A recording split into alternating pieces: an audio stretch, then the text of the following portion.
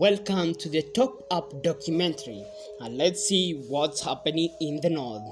Marsabit County is the second largest county in Kenya. It is covering a surface area of 66,923.1 square kilometers. It is located at the northern part of the country, as its largest town Moyale bordering Ethiopia. During the last census conducted in August 2019, Marsabit was found to have an enumerated population of 459,785. The county is mainly inhabited by the Cushitic-speaking people.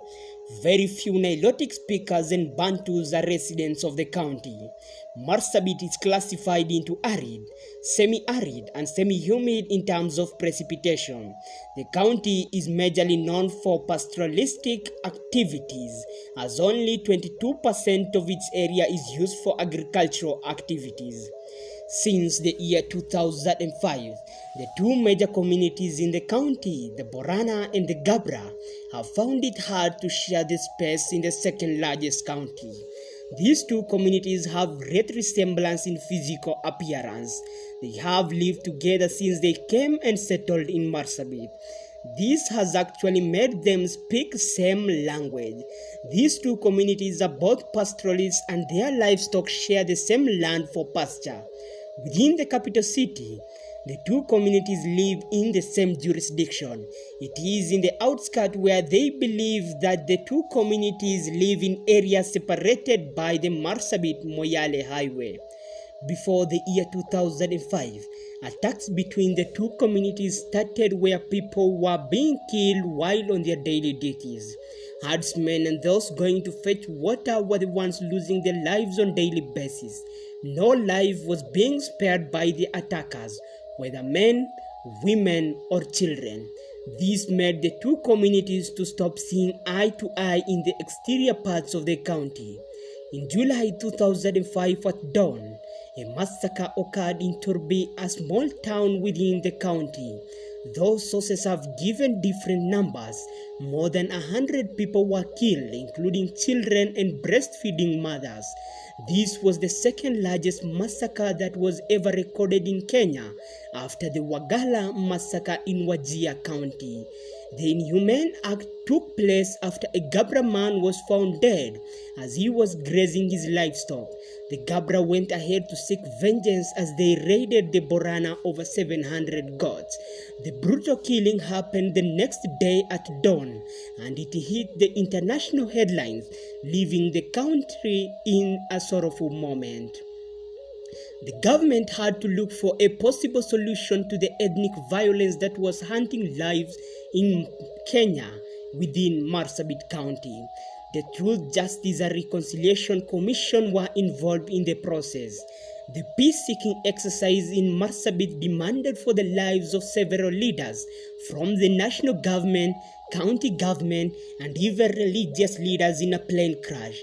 Honorable Abdi Sasura, MP Saku constituency, Honorable Dr. Bonaya Godana, MP Northern constituency, Honorable Guracha Galgalo, MP Moyale constituency, Honorable Titus Ngoyoni, MP Lesamis constituency, Bishop Wako, and Abdullahi Adan from East African Legislative Assembly. The peace delegation was led by the former Assistant Minister for Interior, Mirugi Kariuki, who also passed away in the plane crash. The incident happened on Kofiambaya Hilltop in Marsabit Town on 10th July 2006 mid-morning. The entire country was being left in a somber mood, not knowing why they had to go through such a great loss due to ethnic violence. The Truth, Justice and Reconciliation Commission that deals with ethnic violence started their research on the cause of conflict between the Borana and the Gabra. Before the Turbi massacre, it was found that the two communities had been fighting due to disagreement on pasture. Both communities wanted the greener pastures for themselves. The Truth, Justice and Reconciliation Commission said that this was common between pastoralist communities, but the Borana and the Gabra have overturned the tables. After the Turbi massacre, hatred between the two communities grew in their hearts. The two communities continued fighting, but now a silent war. On a while, a member of the Gabra community will be killed. The Gabra could not hold back their bitterness, and so they will go and seek vengeance. It has now become a ping-pong game between these two communities. Lives have been lost, and the county has turned into a draining ground of human blood. In the past 10 years since the formation of the county government, the war between the two communities has raised its trajectory to a point where the government seems to lack appropriate measures to settle the deep dispute that is now lasting for decades. More than 150 lives have been lost, while over 2,500 livestock have been lost from the two communities. The war that was known to be in the outskirts of the country has now stretched its wings to the heart of Marsabit town, which is the capital city of the county. It has turned into a hit-and-run fight where citizens are shot in the town and the culprits vanish in the thin air. Families have lost their loved ones. They are left with memories that will never bring back the loved ones. Children have lost their education. Schools have been burnt down, leaving children without hope of education. Homes have been turned into ashes. An entire community is stranded as they are displaced due to brutal killings. The economy of the county has graphs moving towards the negative. There is no normal business person who will risk to open their business. They are all afraid because they do not know when and where gunshots will come from. Roads have been deserted and left for the security officers to chase culprits who will eventually manage to escape. The government led by the Commander-in-Chief of the Armed Forces, His Excellency President Uhuru Kenyatta, have tried solving the endless war in Marsabit. Meetings with the county leaders and the religious leaders have been held severally. There has been no positive effect. The conflict is now believed to have fueling from politics.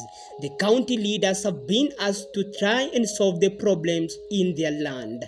The religious leaders have pleaded with the people of Marsabit to bring back the urgently needed peace and harmony. The bitterness between the two communities is now out of control. You will be shocked seeing a group of people with the same problems fighting each other. These two communities are facing drought in their land, but still kill each other every sunrise.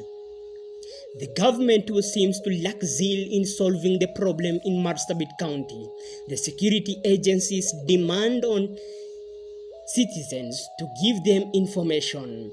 The county commissioner said that one of the main problems is that the residents of the counties themselves are not willing to provide any information to the security officers.